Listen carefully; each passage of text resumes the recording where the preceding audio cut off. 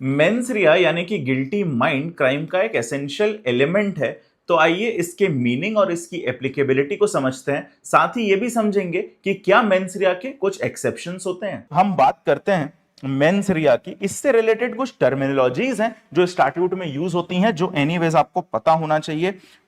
One out of them is motive. एक term यहां पे यूज होता है मोटिव। इसके अलावा जो टर्म यूज होते हैं वो है आपका इंटेंशन। इंटेंशन के अलावा आपको देखने को मिल जाएगा नॉलेज। इसके अलावा आपको देखने को मिल जाएगा रीजन टू बिलीव। और इसके बाद नेग्लिजेंस भी आपको मिल जाएगा। कुछ जगहों पे नेग्लिजेंस भी आपको देखने को मिलेगा। ये सब टर्म क्या दर्शाते हैं? एक स्टेट ऑफ माइंड दर्शाते हैं। और जैसा मैंने आपसे कहा कि सिर्फ फिजिकल एस्पेक्ट से ऑफेंस कमिट नहीं होता, स्टेट ऑफ माइंड का होना भी जरूरी है। गिल्टी आपका माइंड भी होना चाहिए, सिर्फ फिजिकल एस्पेक्ट से ऑफेंस कमिट नहीं हो सकता। तो देखिए, इन टर्मिनोलॉजीज के मीनिंग और इनके बीच का जो स्लाइट डिफरेंस है वो समझना आपके लिए बहुत ज्यादा जरूरी है अगर आप आगे के ऑफेंसेस पे क्लैरिटी चाहते हैं। जैसे आप मर्डर और कल्पेबल होमिसाइड जब पढ़ते हैं तो जनरली मैंने ये देखा है कि स्टूडेंट्स को समझ नहीं आता दोनों के बीच का अंतर। उसका सब बहुत बड़ा एक रीजन ये भी है कि आप इन टर्मिनोलॉजीज का ही बेसिक डिफरेंस क्लियर नहीं समझते। इसीलिए कई बार आपको प्रॉब्लम होती है उस तरीके के ऑफेंसेस देखने में और उन ऑफेंसेस को समझने में। तो आइए एक एक करके इनको डील करते हैं। देखिए, सबसे पहले देखिए कि मोटिव क्या होता है। मोटिव किसी भी चीज को करने का अटमोस्ट ऑब्जेक्ट, किसी भी काम को, किसी भी एक्ट को करने का जो अटमोस्ट ऑब्जेक्ट होता है, पर्पस होता है, दैट इज मोटिव। जो अटमोस्ट आप अचीव करना चाहते हैं, दैट इज मोटिव। अभी मैं आपको इसे इंटेंशन से अलग करके बताता हूं, you will better understand this. तो motive is the ulterior object, कि आप कोई चीज क्यों करना चाहते हैं, दैट इज मोटिव। जैसे मान लीजिए मुझे एक व्यक्ति की जान लेनी है। अब कोई तो उद्देश्य होगा जान लेने का कि क्यों मैं किसी व्यक्ति को मारना चाहता हूं। ऐसे ही तो नहीं मारूंगा मैं बिना बात के। वो तो चलिए ठीक है, एक साइको किलर हो सकता है जिसको कोई मोटिव ना हो। और इसीलिए आप देखेंगे क्रिमिनल प्रोसीडिंग्स में मोटिव एक, जैसे अभी अभी रिसेंट आप इंसिडेंट्स देखिए, जो इंदौर का मर्डर केस है, राजा और सोनम वाला जो केस है, उसमें भी पुलिस की पूरी कोशिश क्या थी? मोटिव दिखाने की, कि सोनम का मोटिव क्या था अगर उसे अक्यूज्ड बनाना है। तो देखिए, मोटिव जनरली, एक बात ध्यान रखिएगा, एलिमेंट ऑफ क्राइम नहीं होता। ये मेंस रिया का पार्ट नहीं है, ये गिल्टी माइंड में इंक्लूड नहीं होता। हाँ, लेकिन अपने केस को प्रूफ करने के लिए, प्रोसिक्यूशन के लिए बहुत इंपॉर्टेंट है। प्रोसिक्यूशन अगर स्टैब्लिश कर दे मोटिव अक्यूज्ड का, तो उसका केस स्ट्रांग हो जाता है। लेकिन as an essential element of an offence, पूरे बीएनएस में, आईपीसी उठा के देख लीजिए, मोटिव टर्म आपको मिलेगा नहीं किसी भी ऑफेंस की डेफिनेशन में लिखा हुआ। एविडेंस में जरूर मिलेगा कि अगर मोटिव आपने स्टैब्लिश कर दिया तो रेलेवेंट है प्रूफ करने के लिए आपके केस को, लेकिन वो एसेंशियल एलिमेंट नहीं है किसी भी ऑफेंस का motive term. Motive is the ulterior object जो आप अचीव करना चाहते हैं। अब मैं किसी व्यक्ति को मारना चाहता हूं तो क्यों मारना चाहता हूं? जैसे सोनम और राजा वाला जो केस है, उसमें जो बताया गया अभी तक का, जो जहां तक मैंने देखा था उस चीज को, तो उसमें यह बताया गया था कि सोनम को क्योंकि एक दूसरे व्यक्ति के साथ भागना था, इसीलिए उसने हस्बैंड को मारा है। That is her motive behind killing. तो अब देखिए, मोटिव तो ये है अटमोस्ट या अल्टीरियर चीज जो आप अचीव करना चाह रहे हैं। इंटेंशन क्या है? अगर आप कॉपी पेन लेके बैठे हैं तो लिख लीजिए, intention is the desire to produce a particular consequence. Intention की डेफिनेशन लिख लीजिए, मीनिंग लिख लीजिए ब्रीफ में। Intention is the desire to produce a particular consequence. कब कहा जाएगा कि आपने कोई काम इंटेंशनली किया है?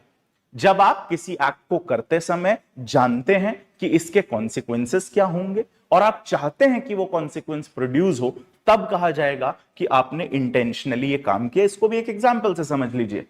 देखिए भाई, मान लीजिए मैंने एक गाड़ी खरीदी है और मैं रैशली ड्राइव करते हुए एक सड़क पर जा रहा हूं, लहराते हुए बहुत हाई स्पीड में मैं चले जा रहा हूं, और ठीक ठाक क्राउडेड सड़क है, मेरे को पता है लोग चल रहे हैं उस पर। अब स्पीड में गाड़ी दौड़ाई, जैसे आपने रिसेंटली काफी इंसिडेंट्स देखे होंगे, नोएडा के, गुड़गांव के, कई सारे उसमें कि एक व्यक्ति थार लेके जा रहा है और लोगों पे चढ़ा दी उसने गाड़ी, गाड़ियों में टक्कर मार दी उसने। अब यहां पे इस तरीके का काम जब वो कर रहा है, कोई भी नहीं, मैं नहीं करता भाई ऐसे काम, मैं बहुत नेक और शरीफ व्यक्ति हूं, थार मैंने ले जरूर ली है, लेकिन इस टाइप की हरकतें मैंने बिल्कुल नहीं करता हूं, और मैं बहुत ही नेक और शरीफ जैसा दिख रहा हूं वैसा ही व्यक्ति हूं, ट्रैफिक रूल सारे फॉलो करता हूं, सीट बेल्ट लगाता हूं और बड़े आराम से गाड़ी चलाता हूं, एवरेज भी बढ़िया मिलता है उसमें, क्योंकि पढ़ा मैं सब यूट्यूब पे ही दे रहा हूं, तो डीजल के पैसे कहां से आएंगे, है ना। वो भी बचाना है मुझे।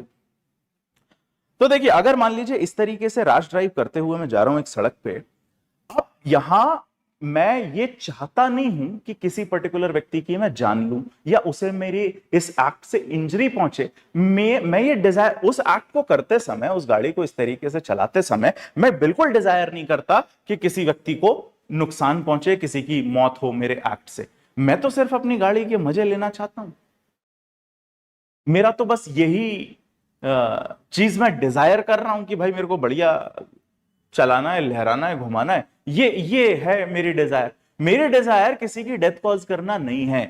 तो अगर मान लीजिए ऐसी स्थिति में किसी पे गाड़ी चढ़ जाती है और किसी व्यक्ति की डेथ हो जाती है, तो ये बिल्कुल नहीं कह सकते कि वो डेथ मैंने इंटेंशनली कॉज करी है। ये आप बिल्कुल नहीं कह सकते। क्यों नहीं कह सकते? क्योंकि मेरा जो एक्ट है उसको करते समय I was not desiring to produce this particular consequence. Intention तभी कहा जाएगा when you have that desire to produce a particular consequence, और वो consequence generally prohibited by law होता है। तो किसी व्यक्ति की आप अपने एक्ट से डेथ कॉज करते हैं तभी तो मर्डर होता है ना। इंटेंशनली अगर आपने डेथ कॉज करी, इंटेंशनली कब कहा जाएगा डेथ कॉज करी है? When I desire that particular consequence to happen. और इंटेंशन जनरली एक स्पेसिफिक पर्सन के रिस्पेक्ट में होता है, पब्लिक एट लार्ज के रिस्पेक्ट में वो वैसे भी नहीं होता, एक पर्टिकुलर पर्सन के रिस्पेक्ट में ही वो जनरली होता है। यहां पे तो एब्सेंट है इंटेंशन, यहां तो इंटेंशन एब्सेंट है ना। इस केस में इंटेंशन है कहां भाई? मैं इंटेंशन का मीनिंग मैंने आपको क्या बताया? When you desire to produce a particular consequence. मैं तो चाह ही नहीं रहा ऐसा कोई कॉन्सिक्वेंस प्रोड्यूस करना, मैं तो सिर्फ मजे लेना चाह रहा हूं गाड़ी के, इसलिए चला रहा हूं ऐसे। इसलिए ये नहीं कह सकते आपकी इंटेंशन है। इसका मतलब क्या यह है कि मैं गिल्टी नहीं हूं? इसका मतलब क्या यह है कि मेंस rea एब्सेंट है इस केस में? बिल्कुल नहीं। आप अपने लीगल प्रूडेंस को लगाएंगे तो आप बिल्कुल समझेंगे कि ऐसा बिल्कुल नहीं होना चाहिए। जैसे सलमान भाई का भी केस था ऐसे, हिट एंड रन केस, वो भी यही है कि भाई अपन चाहते थोड़ी हैं ये करना, चाहते तो नहीं है ये करना, लेकिन हो गया है। तो क्या मेंस rea नहीं है? तो मेंस rea है, लेकिन इंटेंशन नहीं है।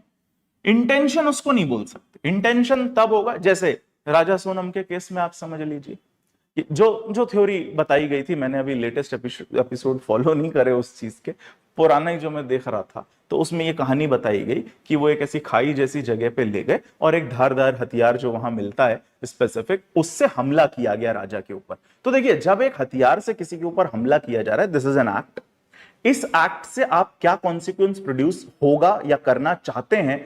अगर आप किसी व्यक्ति को एक धारदार हथियार से मार रहे हैं उसकी जान लेने के लिए, पर्टिकुलर एक्ट से आप एक पर्टिकुलर कॉन्सिक्वेंस प्रोड्यूस करना चाहते हैं, इसका मतलब आपने इंटेंशनली वो काम किया है। कहा जाएगा कि you have done that act with the intention of causing death. अगर आप चाहते थे मारते समय कि इसकी डेथ हो जाए। अब देखिए, किसी व्यक्ति के दिमाग में कैमरा लगा के तो देख नहीं सकते कि वो क्या चाहता था, तो जनरली इसको डिटरमाइन कैसे किया जाता है? इंटेंसिटी ऑफ एक्ट से। कि मान लीजिए आपने धारदार हथियार किसी के सिर पे मारा है, गले में मारा है, इसका मतलब कोई भी प्रूडेंट व्यक्ति ऐसा काम कब करता? जब वो जान लेना चाहता। हाँ, अगर आपने हाथ में मारा किसी के, तो जरूर ये होगा कि यार शायद इंटेंशन नहीं होगा इसका जान लेने का, लेकिन आपने गले पे मारा तब तो इंटेंशन है। तो इंटेंशन प्रूफ ऐसे होता है इन चीजों से, है ना। आप जरा समझिए कि इंटेंशन कब कहा जाएगा? जब जान ही लेना मैं डिजायर कर रहा था अपने एक्ट से, वो पर्टिकुलर कॉन्सिक्वेंस, अगर वो डिजायर नहीं कर रहा था तो इंटेंशन एब्सेंट है, इंटेंशन नहीं है। And intention is a kind of और it is a way of mens rea या गिल्टी माइंड का ही एक प्रकार है आपका इंटेंशन, गिल्टी इंटेंशन। लेकिन जहां इंटेंशन एब्सेंट है वहां क्या? जैसे जो एग्जांपल मैंने आपको दिया गाड़ी चढ़ाने वाला, अब यहां पे इंटेंशन तो है नहीं, तो ऐसी सिचुएशन में क्या मैं गिल्टी नहीं हूंगा? नहीं, बिल्कुल हूंगा गिल्टी। क्योंकि एक और एलिमेंट है जो आपको माइंड को गिल्टी बनाता है, नॉलेज ऑफ द कॉन्सिक्वेंस। देखिए, मैं जब एक पर्टिकुलर एक्ट कर रहा हूं as a prudent person, as a reasonable person, मैं जो जो कॉन्सिक्वेंसेस मुझे पता होने चाहिए या एज अ प्रूडेंट पर्सन मैं जान सकता हूं, उन सब की लायबिलिटी मेरी है।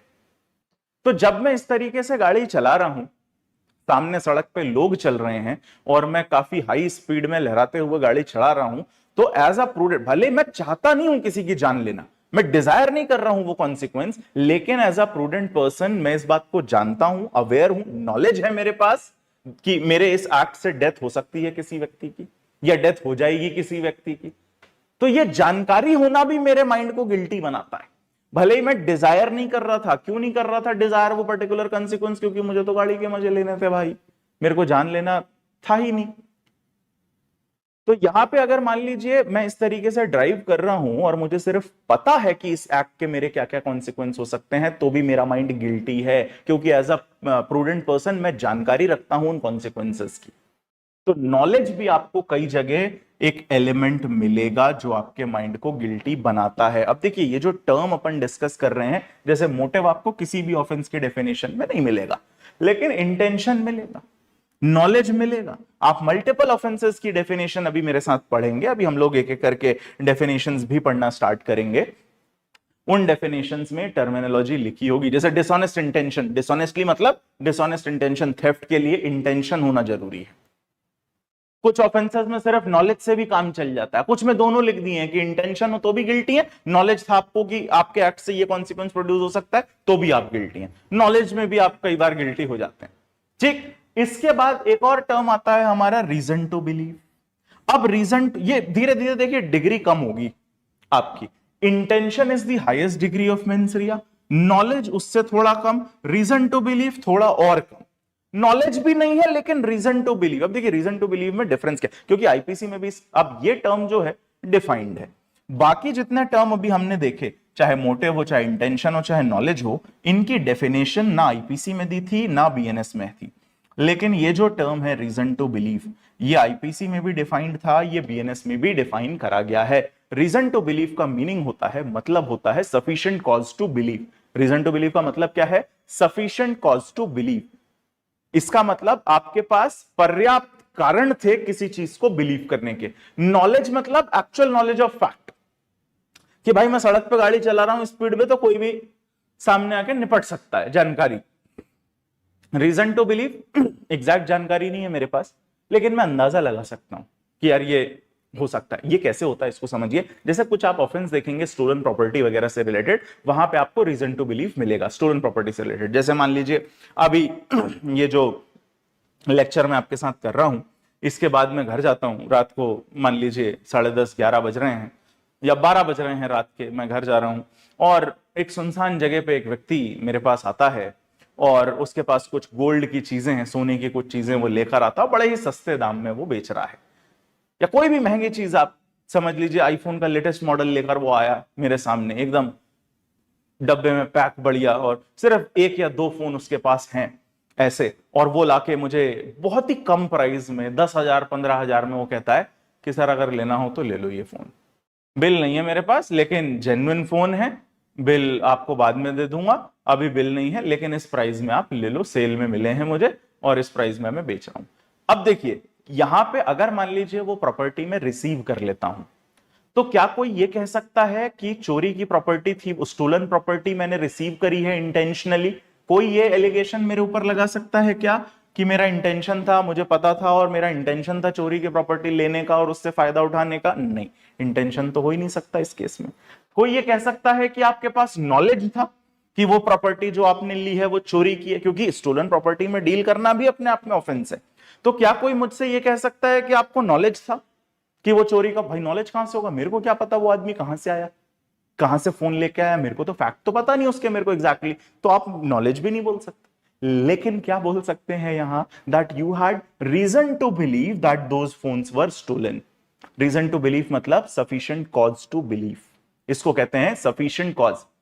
भाई पर्याप्त कारण थे मेरे पास ये, क्योंकि रात का समय, सुनसान समय, जो लाख रुपए का सामान है वो 15,000 में कोई दे रहा है, तो as a prudent person I had sufficient reason to believe कि वो प्रॉपर्टी स्टोलन है, चोरी की है। इसलिए आप वहां देखेंगे ये टर्म आपको यूज होता मिलेगा, reason to believe. I hope you getting the minute differences between these terminologies. तो देखिए रीजन टू बिलीव भी आप समझ गए। फिर आता है एक बहुत ही lesser category of guilty mind, that is negligence. Negligence मतलब lack of due care. Negligence का मतलब क्या होता है? गुड फेथ का उल्टा। गुड फेथ मतलब when you have taken sufficient care या रीजनेबल केयर। नेग्लिजेंस मतलब एक पर्टिकुलर परिस्थिति में जितना सावधान रहना चाहिए था उतना आप नहीं थे। Lack of care, that is negligence. अब नेग्लिजेंस का जैसा मैंने आपको बताया, आपको किसी भी ऑफेंस में negligence as a state of mind नहीं मिलेगा। मेंस रिया की तरह ये देखने को आपको ऑफेंसेस में नहीं मिलेगा, except death. Except death. Death by negligence offence है और बीएनएस में उसमें इंपॉर्टेंट चेंजेस भी हैं। आईपीसी के कंपैरिजन में बीएनएस में उसमें काफी बढ़िया बदलाव है, उसके बारे में अपन बात करेंगे। तो नेग्लिजेंस मतलब लीस्ट डिग्री ऑफ मेंस रिया, यहां पे सिर्फ लैक ऑफ केयर होता है। जैसे अगर मैं किसी व्यक्ति, पर्टिकुलर व्यक्ति के पीछे गाड़ी दौड़ा रहा हूं और मैं चाहता हूं कि उसको गाड़ी के नीचे लाके मार दूं, वहां पे इंटेंशन है मेरा, क्योंकि मैं चाहता हूं वो पर्टिकुलर कॉन्सिक्वेंस प्रोड्यूस करना। इसको कहते हैं इंटेंशन, कि उस पर्टिकुलर व्यक्ति के पीछे गाड़ी दौड़ा रहा हूं और चढ़ा के उस पर मारना है मुझे। ठीक। नॉलेज जब ऐसा नहीं है कि इस पर्टिकुलर को मारना है, बस मैं गाड़ी के मजे लेने के लिए गाड़ी दौड़ा रहा हूं और जनता पे चढ़ा दी मैंने, ठीक, तो वहां पे कहा जाएगा आई हैड नॉलेज कि मेरे एक्ट से ये कॉन्सिक्वेंस हो सकते हैं।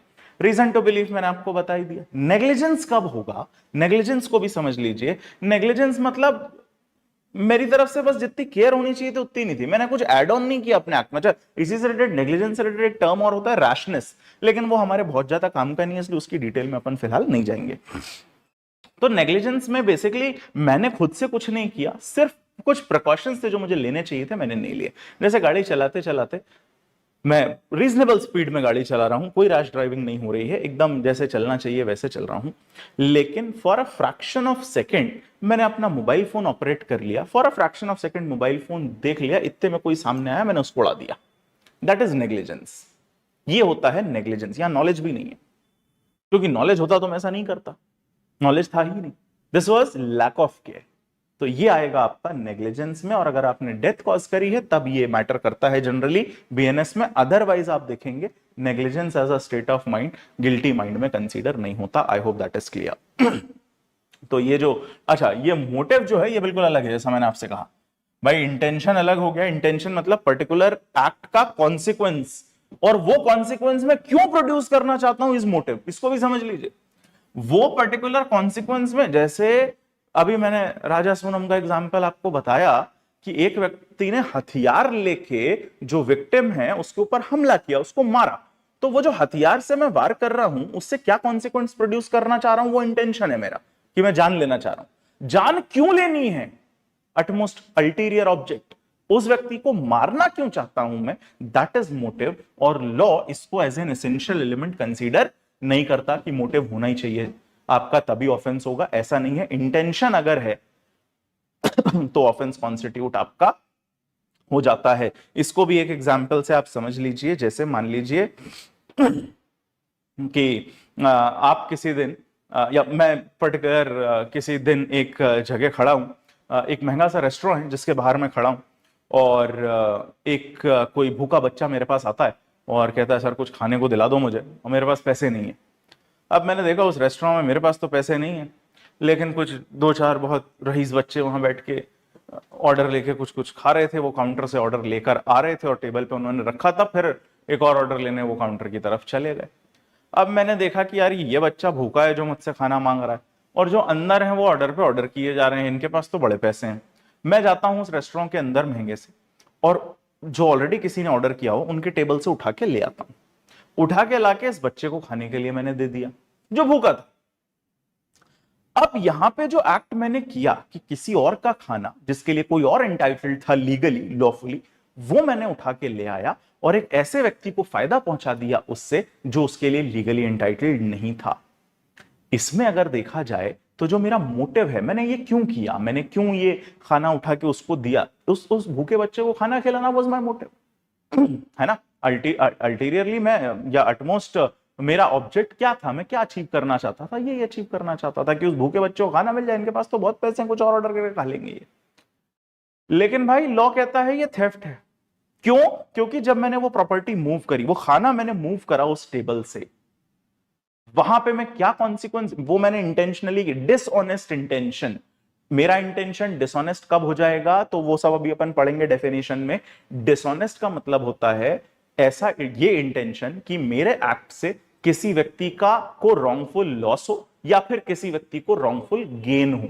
रॉन्गफुल गेन मतलब ऐसे व्यक्ति को फायदा पहुंच जाए जो लॉफुली एंटाइटल्ड नहीं है उस प्रॉपर्टी के लिए, और रॉन्गफुल लॉस का मतलब किसी ऐसे व्यक्ति को डिप्राइव कर देना जो उसके लिए लॉफुली एंटाइटल्ड है। मैंने ये किया, मैंने ये, और बिल्कुल मैंने जानते हुए किया, मैं चाहता था यही हो कि इन लोगों से ये खाना मैं ले लूं, इनको रॉन्गफुली लॉस पहुंचा दूं और उस बच्चे को रॉन्गफुल गेन पहुंचा दूं।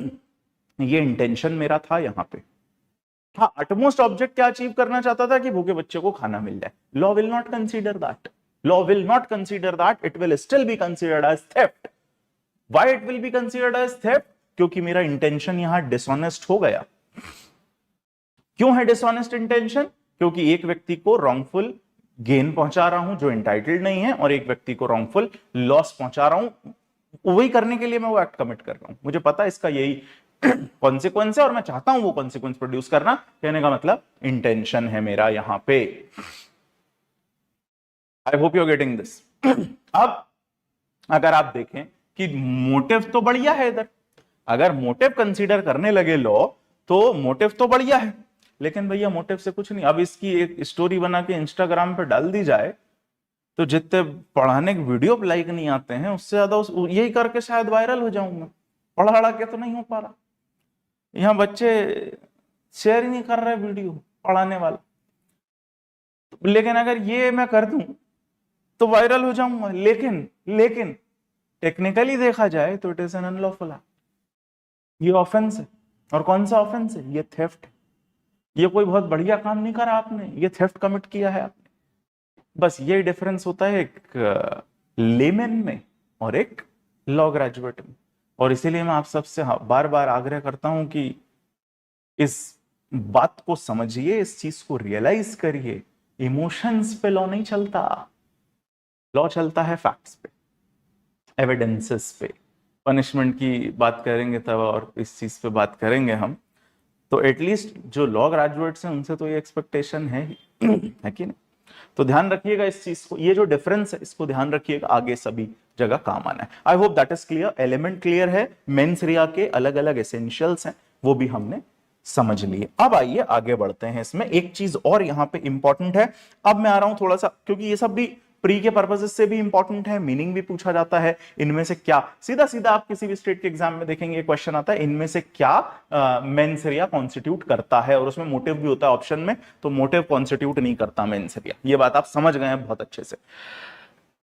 और इन क्लासेस का पर्पज ही यही है कि याद ना करना पड़े, समझ ले हम चीजों को बढ़िया तरीके से। अब देखिए, बात आती है कि ये जो मेंस रिया की डॉक्ट्रिन है ये आईपीसी में कितनी रेलेवेंट है या कितनी एप्लीकेबल थी, और बीएनएस में कितनी रेलेवेंट या एप्लीकेबल है। ये चीज मैं इसलिए डील कर रहा हूं क्योंकि यहां से केसेस के बहुत सारे क्वेश्चंस आते हैं मेंस रिया से रिलेटेड। आप देखेंगे किसी भी एग्जामिनेशन में केसेस के क्वेश्चन आएंगे, और थोड़ा सा कॉन्सेप्ट समझने के लिए भी मेरे ख्याल आपको ये चीजें जाननी चाहिए। तो देखिए भाई, केसेस की अगर मैं बात करूं, या पहले उस कॉन्सेप्ट को समझ लीजिए जिससे रिलेटेड सब केस है, तो केस आपको बड़े आराम से दिमाग में, जहन में बैठ जाएंगे। देखिए, मैंने क्या कहा कि आप जब भी आईपीसी की या बीएनएस की बात करते हैं तो ये जो टर्मिनोलॉजीज जो मैंने अभी आपके सामने लिखी थी, ये सब आपको कहीं ना कहीं देखने को मिलेगा। ऑफेंस की डेफिनेशन में लिख दिया है कि ये पर्टिकुलर ऑफेंस कॉन्स्टिट्यूट करने के लिए कौन सा स्टेट ऑफ माइंड रिक्वायर्ड है। जैसे थेफ्ट के लिए डिसऑनेस्ट इंटेंशन जरूरी है, कुछ के लिए नॉलेज जरूरी है, कुछ के लिए रीजन टू बिलीव जरूरी है, तो वहां लिख दिया गया है। प्रॉब्लम वहां है, जैसे मेंस रिया की जो मैं आपके साथ जो डिस्कस करने जा रहा हूं, ये डॉक्ट्रिन ऑफ मेंस रिया की एप्लीकेबिलिटी डिस्कस करने जा रहा हूं। इसको थोड़ा सा ध्यान से, ठंडे दिमाग से समझिएगा, अगले 5 मिनट में आपसे क्या बात कर रहा हूं। देखिए, मेंस रिया के साथ दो चीजें हो सकती हैं। जो गिल्टी माइंड की जो डॉक्ट्रिन है मेंस रिया, इसमें दो चीजें हो सकती हैं। या तो स्टैट्यूट के प्रोविजन में ये एक्सप्रेसली दिया हो, एक्सप्रेस प्रोविजन हो उसके रिगार्डिंग, या फिर ये हो सकता है कि उसके regarding there is no express provision, मतलब कोई टर्म यूज ही नहीं किया गया।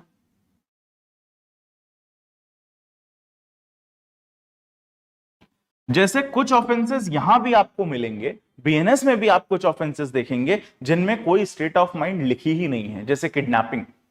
किडनैपिंग में आपको इनमें से कोई टर्म नहीं मिलेगा देखने को, intention, knowledge, reason to believe, voluntarily, ये सब कुछ नहीं मिलेगा। किडनैपिंग कैसे हो जाती है? अगर किडनैपिंग फ्रॉम लॉफुल गार्जियनशिप की बात करूं तो आईपीसी से बीएनएस में भी बदलाव हो गया है। पहले आईपीसी में आप जानते हैं किडनैपिंग फ्रॉम लॉफुल गार्जियनशिप के लिए लड़के की उम्र 16 साल और लड़की की उम्र 18 साल, इससे कम के बच्चे हैं उनकी किडनैपिंग हो सकती थी। अब उनको इक्वल कर दिया गया, 18 साल दोनों के लिए कर दिया गया है बीएनएस। अभी वो सब डिटेल में आएंगे अपन, तो बात करेंगे उसके बारे में। तो जरा एक बात ये समझिए कि ये जो डॉक्ट्रिन ऑफ मेंसरिया को लेके एक डिबेट थी वो ये कि भाई जब कोडिफाइड, देखिए पहले लॉज नॉन कोडिफाइड थे, लिखित नहीं थे स्टैट्यूट के फॉर्म में, है ना, प्रेसिडेंट्स के बेसिस पे चल रहा था, जजमेंट के, तो वहां क्या होता है, यूनिफॉर्मिटी नहीं होती। लेकिन जब कोडिफाई हो जाते हैं लॉज, रिटर्न स्टैट्यूट के फॉर्म में होते हैं, तो वहां पे यूनिफॉर्मिटी होती है, एक जैसी चीजें आपको देखने मिलती हैं वहां। तो जब स्टैट्यूट कोडिफाइड है, लिखा हुआ है, अब यहां पे एक डिबेट आती है कि भाई कुछ प्रोविजन में अगर स्टेट ऑफ माइंड नहीं लिखा है तो भी क्या हमें प्रिज्यूम करना है? देखिए जहां पे लिखा है वहां तो ठीक है, इस पे तो कोई डिस्कशन का पॉइंट ही नहीं है। एक्सप्रेसली लिखा है कि डिसऑनेस्ट इंटेंशन होना चाहिए तो होना चाहिए उस ऑफेंस को कमिट करने के लिए, लिखा है नॉलेज होना चाहिए तो होना चाहिए, वहां तो कोई दूसरा सवाल नहीं।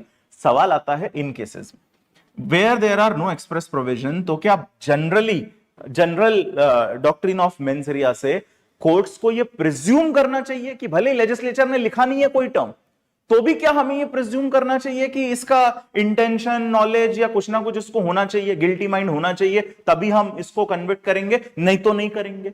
क्या कोर्ट्स को यह लिबर्टी है? किसकी बात चल रही है? रिटन स्टैट्यूट, कोडिफाइड लॉज की, कि कोडिफाइड लॉ में कोई ऐसा प्रोविजन है जिसमें मेंसरिया को दर्शाने के लिए कोई टर्म यूज ही नहीं किया। उन्होंने तो कह दिया साहब आपने ये एक्ट किया तो आप गिल्टी हैं, बस, स्टेट ऑफ माइंड कुछ भी। जैसे किडनैपिंग, अब किडनैपिंग फ्रॉम लॉफुल गार्जियनशिप की डेफिनेशन आप देखेंगे तो आप पाएंगे वहां सिर्फ लिखा है किसी भी बच्चे को आप एंटाइस करते हैं या take away, if you take away a child from the lawful guardianship, किस इंटेंशन से, नॉलेज था कि नहीं कि ले जा रहे हैं, इंटेंशन था कि नहीं, कोई मतलब नहीं, ये टर्म ही यूज नहीं है पूरी डेफिनेशन में। सिर्फ लिखा है if you entice a person और takes away a minor from the lawful guardianship you commit kidnapping. अब आपका कोई इंटेंशन, यहां ऐसी सिचुएशन में सवाल ये अराइज होता है कोर्ट्स के इंटरप्रिटेशन पे कि कोर्ट जब इंटरप्रेट करेंगे एक पर्टिकुलर इस तरीके के प्रोविजन को जहां एक्सप्रेसली मेंसरिया नहीं दी गई है, तो क्या वो जबरदस्ती प्रिज्यूम करें कि नहीं यार कुछ गिल्टी माइंड भी होना चाहिए, नहीं तो बंदा गिल्टी नहीं है, जब तक उसका इंटेंशन ना दिखे गलत, नॉलेज ना दिखे, तब तक उसको गिल्टी मत करो, भले स्टैट्यूट में लिखा नहीं है लेकिन फिर भी हमें प्रिज्यूम करना है। क्या ये पोजीशन सही है? या फिर जैसा स्टैट्यूट में लिखा है एज इट इज इंटरप्रेट करिए, अगर उन्होंने नहीं दी कोई स्टेट ऑफ माइंड की रिक्वायरमेंट तो आप जबरदस्ती वहां पे मत लगाइए ये रिक्वायरमेंट, सिर्फ उतने से एक्ट कॉन्स्टिट्यूट कर दीजिए जो लिखा है। ये सवाल कोर्ट्स के सामने रहा एप्लीकेबिलिटी ऑफ मेंसरिया को लेकर। एक बहुत इंपॉर्टेंट केस है आर वर्सेस प्रिंस, आप सब ने मेरे ख्याल सुन रखा होगा, आर वर्सेस प्रिंस सुना है आप लोगों ने ये case, R versus Prince. R versus Prince का जो केस है 1875 का है और ये किडनैपिंग से ही रिलेटेड है। एक व्यक्ति प्रिंस साहब को अक्यूज किया गया था किडनैपिंग के लिए, एक बच्ची की किडनैपिंग के लिए इनको अक्यूज किया गया था। और यहां पे प्रिंस साहब का कंटेंशन ये था कि साहब वो बच्ची देख के लगी नहीं रही थी कि 18 साल से कम है, वो तो उससे ज्यादा की एज लग रही थी, इसलिए हमारा कोई गिल्टी माइंड तो था ही नहीं, हमने तो बिना जाने ये काम कर दिया कि उसको वो लॉफुल गार्जियनशिप से बाहर ले गए। उनका कंटेंशन ये था कि साहब स्टैट्यूट में जब लिखा नहीं है जरूर एक्सप्रेसली कि कोई गिल्टी माइंड होना चाहिए, लेकिन as a general applicability of the और the applicability of the general doctrine of mens rea, कुछ गिल्टी माइंड तो होना ही चाहिए, नहीं तो आप कैसे कन्वर्ट करेंगे इस केस में, हमारा तो कोई गिल्टी माइंड यहां पे था ही नहीं। तो कोर्ट ने कहा भैया आप गिल्टी हैं, कोर्ट ने प्रिंस साहब को गिल्टी करा कि आप गिल्टी हैं, आप ये कंटेंशन नहीं ले सकते कि हमें पता नहीं था कि वो 18 से कम है, क्योंकि देख के तो 18 से ज्यादा की लग रही थी, ये कंटेंशन सही नहीं है। अगर नहीं लिखा है स्टैट्यूट में तो जरूरत नहीं है हमें मेंसरिया प्रिज्यूम करने की, और जो एज इट इज लिखा है आपने वो काम किया, बस आप गिल्टी हैं, खत्म बात। आपको पता था नहीं पता था इससे मतलब नहीं है, स्टैट्यूट में क्लियरली लिखा है अगर ये, या किडनैपिंग की डेफिनेशन की अगर अपन बात कर रहे हैं, अगर उसमें क्लियरली लिखा है कि आप किसी भी माइनर को लॉफुल गार्डियनशिप से बाहर ले जाते हैं तो आप गिल्टी हैं, तो गिल्टी हैं, भले आपको पता था वो माइनर है या नहीं, इस बात से कोई फर्क नहीं पड़ेगा, आप गिल्टी होंगे। तो दिस वाज वन केस। ऐसे ही दूसरे केसेस हैं जहां दूसरे इंटरप्रिटेशन है, अलग इंटरप्रिटेशन है। ऐसे ही एक केस है R versus Toulson, R versus Toulson.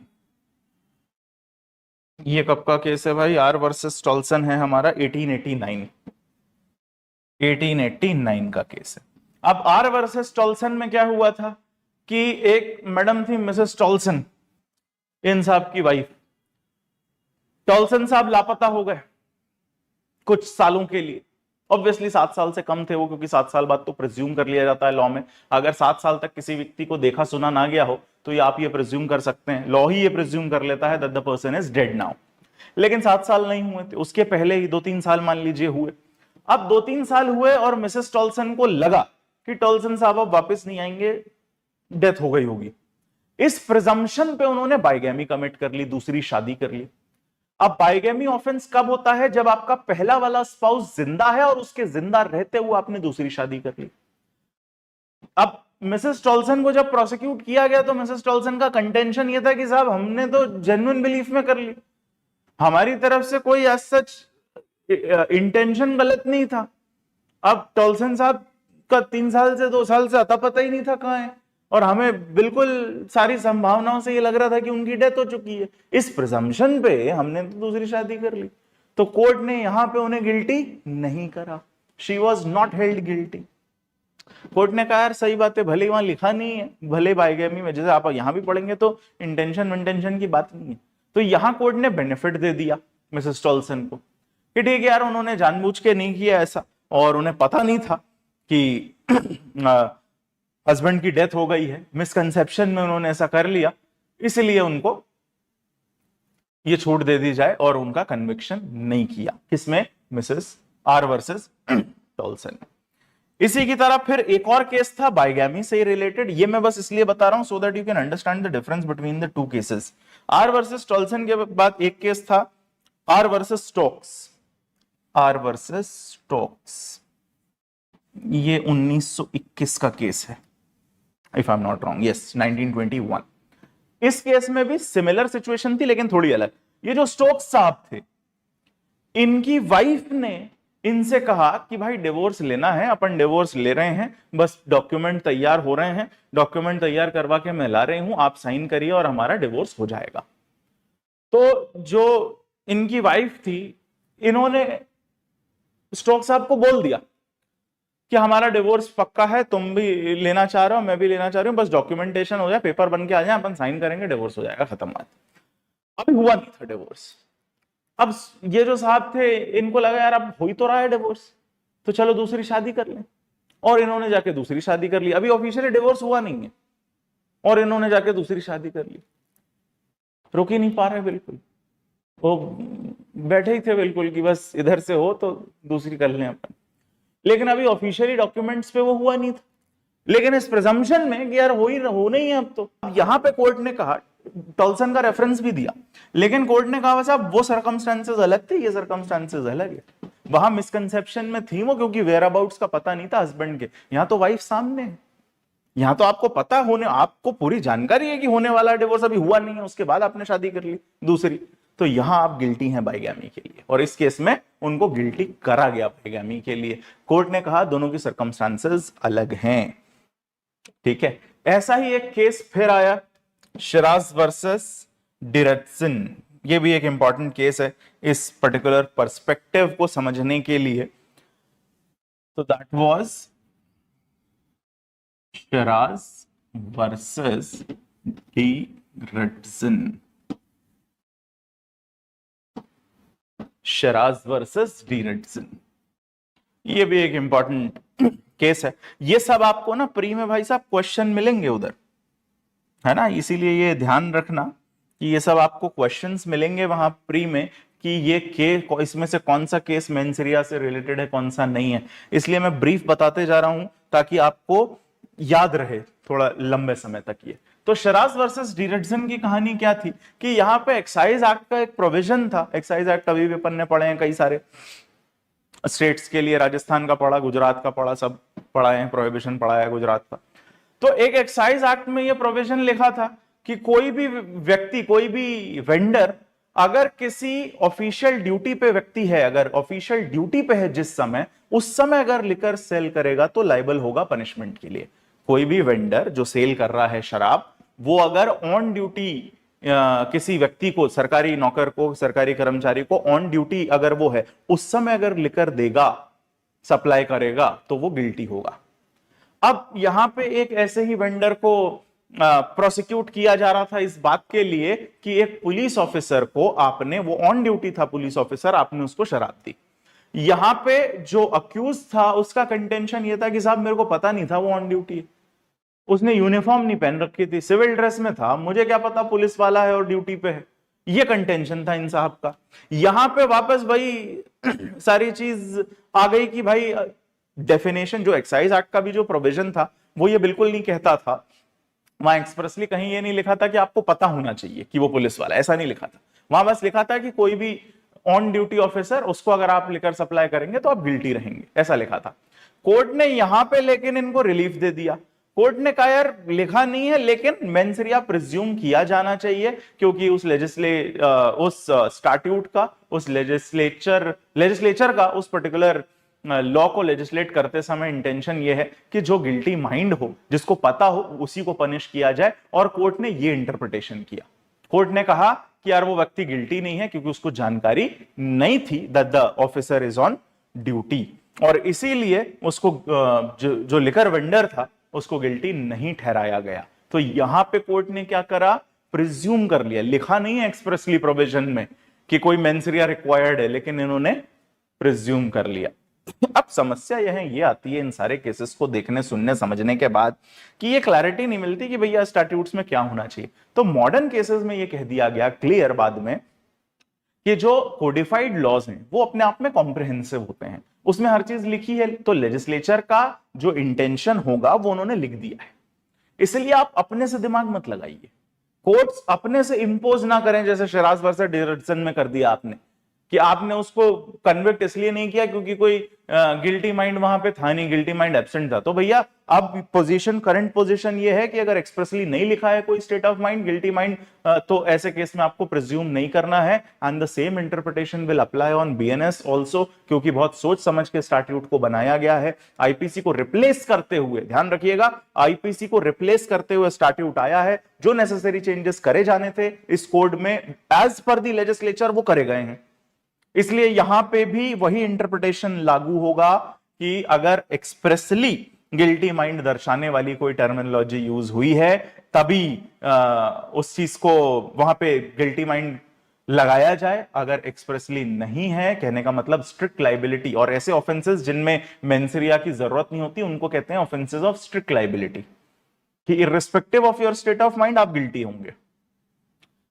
तो उन्हें वैसे ही कंस्टिट्यू किया जाए, जबरदस्ती प्रिज्यूम ना करा जाए मेंसरिया को, क्योंकि कोडिफाइड लॉ में ये जरूरत नहीं होती, और वो भी ऐसे लॉज जो सोच समझ के आए हैं। अब काफी मतलब आईपीसी को रिप्लेस करते हुए जब बीएनएस को बनाया गया है, तो इतना तक, जैसा मैंने आपको कहा ना कि नाम तक पे ध्यान है कि वो इंडियन पीनल कोड की बजाय भारतीय न्याय संहिता नाम उसको दिया जा रहा है। इसका मतलब सोचा समझा स्टैट्यूट है। अब यहाँ पे जो प्रोविजंस लिखे हैं, अगर कोई ऐसे प्रोविजंस हैं जिनमें मेंसरिया नहीं दिख रहा है एक्सप्रेसली, तो आपको वहां पे इंटरप्रेट नहीं करना है, यही इंटरप्रिटेशन लागू होगा। ये आपकी जानकारी के लिए भी इंपॉर्टेंट है, और ये सारे केसेस जो मैंने डिस्कस किए ये मेंसरिया से रिलेटेड हैं। ये जानकारी भी आपके लिए बहुत जरूरी है, क्योंकि परीक्षा में सीधे सीधे सवाल पूछे जाते हैं। तो I hope this is clear. एक और केस है MH George versus state of Maharashtra versus MH George.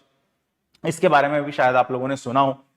एक साहब एक जगह से दूसरी जगह ट्रैवल कर रहे थे, जिसमें उनको इंडिया होते हुए जाना था, है ना। जुरीच और मनीषा का वो केस है।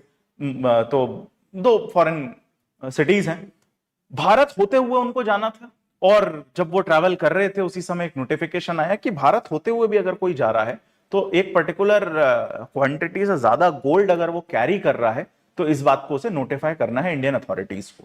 अब इन साहब को एयरपोर्ट पे पकड़ लिया गया with excess quantity of gold, इनको पकड़ लिया गया। इनको जब पकड़ लिया गया एक्सेस क्वांटिटी ऑफ गोल्ड के साथ, तो इनका कहना था साहब हमें पता ही नहीं, हमें पता ही नहीं कि ऐसा कोई रूल आया आपके, और ये नोटिफिकेशन आया तो हमें उसकी जानकारी नहीं है कि हमें रिवील कर, क्योंकि पहले तो नहीं पढ़ती थी, अब नया कानून आप ले आए उसकी वजह से पढ़ रही है। तो आप ये बात समझते हैं कि ignorance of law is not an excuse, है ना। इग्नोरेंस ऑफ लॉ का ना पता होना कोई एक्सक्यूज नहीं है, और इस केस में उन्हें कोई एक्सक्यूज नहीं दिया गया। Irrespective of lack of guilty mind उन्हें कन्विक्ट करा गया, गिल्टी ठहराया गया। ठीक, तो अब प्रेजेंट पोजीशन बिल्कुल क्लियर है। बीएनएस के रिस्पेक्ट में भी ये इंटरप्रिटेशन लागू होंगे कि भैया स्टैट्यूट में अगर नहीं लिखा है कि मेंस रे रिक्वायर्ड है तो आपको जबरदस्ती प्रिज्यूम नहीं करना है। आई होप कॉन्सेप्ट आपके समझ आ रहा है। ये जो दो बातें मैंने आपको समझाई कि जहां एक्सप्रेसली लिखा है कोई टर्म जो दर्शाता है मेंस रिया को, और कुछ प्रोविजंस ऐसे जहां एक्सप्रेसली कोई भी ऐसा टर्म यूज नहीं किया गया है जो दर्शाए इस मेंस रिया को। मेरे ख्याल से आप दोनों समझ पा रहे हैं।